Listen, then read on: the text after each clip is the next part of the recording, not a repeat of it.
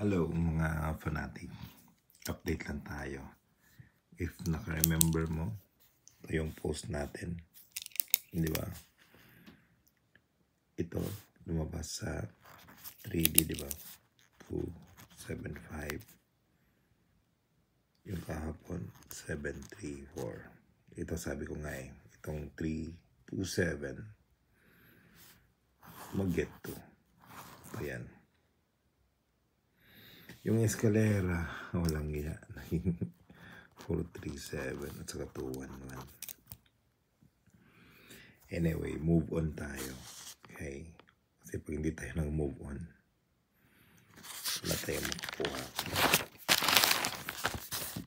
So ngayon naman, March 3, dito sa Tagalabas, bigay ko sa inyo, to March 4 to 3 and 4. Ito, 821 at saka 921. Def lang tayo. Change one digit. Kasi dami tayong tumataya Change one digit lang. Okay.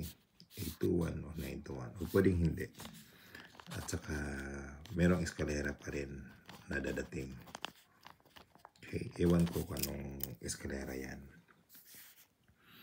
Either big iska or baby iska. So 3D Lotto po to.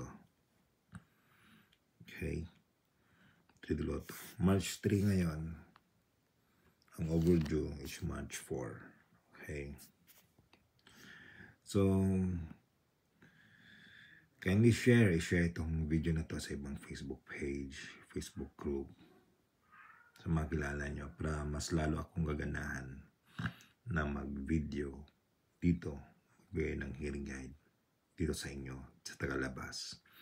Kasi meron akong private chat doon sa mga VIP ko na everyday talaga ako nagbibigay ng hearing guide. Pero dito sa Tagalabas, minsan-minsan lang. Okay? Pag may time.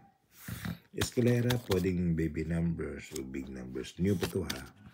So, if hindi man ma-hit sa March 3, sa March 4, mag-overdue yan. Okay? Kapit lang tayo. Okay? Kapit lang. So, if may hearing kayo na eskalera, go lang. Okay? If may hearing kayo na kuha dalawa dito, go for it. But I'm sure if hindi man mag-slide or mag-change one digit dito, hit tayo. Okay, rumble first before target. Patience is virtue. Positive mindset equals winning.